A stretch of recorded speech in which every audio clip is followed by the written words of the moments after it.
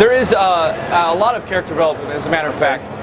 The name of the game, Heroes of Stalingrad, actually comes from the goal of your character in the game, which is to get to a hero level. Now, one thing we like to say is hero doesn't mean you're a super soldier.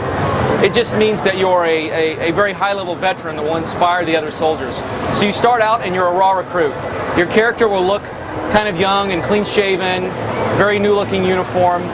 As you play the game in multiplayer and in single-player, you will rank up your character and first go to a soldier that's a bit more experienced, eventually getting your way all the way up to a hero, which looks more war-weary. Their uniform is a bit more worn and torn up. So, but they also have an effect on the gameplay, because the game features a morale system, even in multiplayer, which will affect how quickly your team can capture objectives. So a hero soldier will inspire their teammates and increase their morale, and put fear into the enemy team and decrease their morale. I'll show you squad leader, German squad leader here at next level, marksman. Okay, excellent. And we've got some really neat marksman stuff to show you. So this level, the first level featured territory, which was a respawn-based game type. A respawn-based game type meaning when you die, as you saw, I would go into a queue, and then when the timer would come up, I'd respawn. Countdown is a variation of a single life game type. What that means is, a traditional single life game type is you've got one life to capture all of the objectives. Okay. But what we do is a variation of that, because in a traditional single life game type, you have to keep the levels kind of small so that so the players don't get too spread out, and you keep the gameplay intense. For instance, in a single life game type, if all the players are dead but two, you don't want them spread out all over the level trying to find each other. It's just not fun. So, but what we've done is implemented some systems that allow us to do a variation of a single life game type, but in much larger scenarios and much more complex gameplay scenarios that have more depth. And I'll show you how we do that. Okay, good, because you lost me there just a little bit. I'll catch you up. Okay. Now, one thing I'm noticing, you're playing this on a television. Now, it's a PC game. Correct. Is it just going to be PC, or is there going to be any console stuff? It's PC. PC only? Yes. But it works really nice on a TV, so I can really see sitting on my couch playing this. Yeah. Yeah. So, I'll bring up my tactical view here. As you can see, most of the time we have a completely uncluttered HUD except for the compass in the lower right.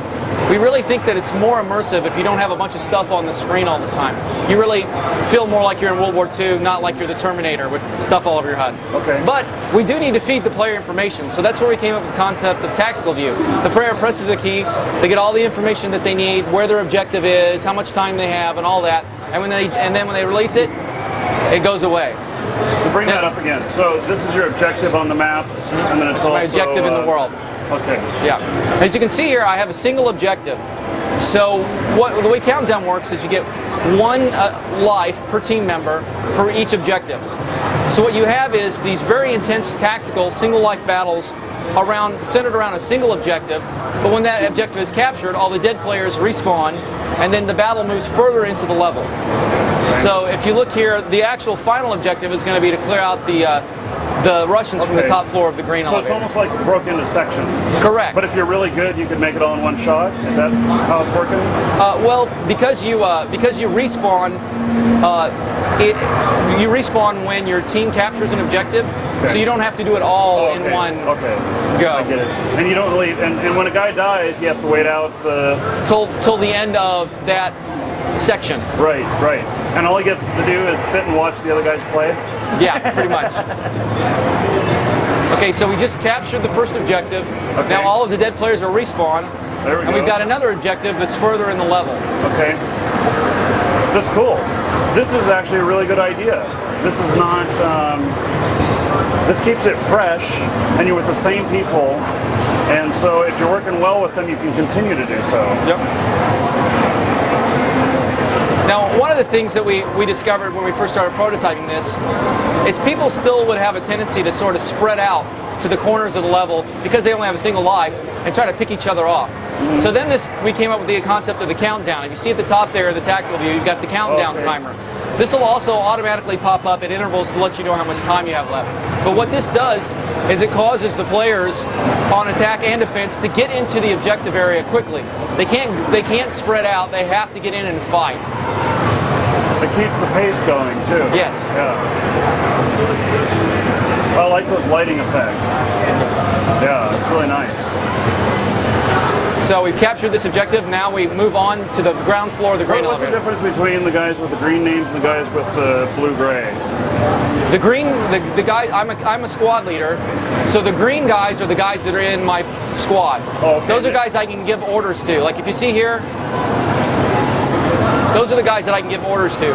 The blue guys are guys that are on my team, but they're not actually in my squad, so I can't give orders to them. Okay, I see.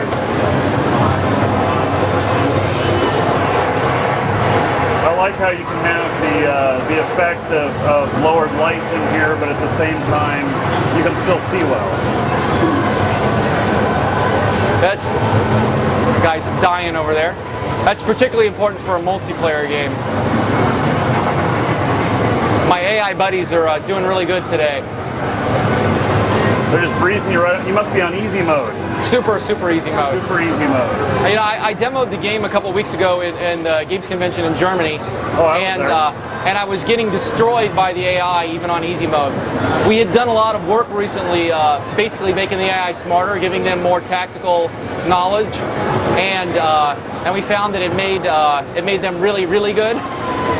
So for this show, we made easy mode really easy. Yeah. Well, we only want to see it die once. After that, it becomes repetitive. How did you miss him? Good question. Because he was all over the place right in front of your gun. He was very lucky. Now, how realistic is this? Are you having to reload your magazines yourself? Okay. Nice effects. It's really nice. And that's what dying looks like. Okay. So I mentioned this was a single life game type. However, when you're playing with the AI, if there are any AI team members left alive when you die, you can actually take over the AI. Oh, okay. So you don't have to watch your AI play the rest of the level for you. Really. I think we're up to the final stage here. Make you guys dizzy walking up the stairs.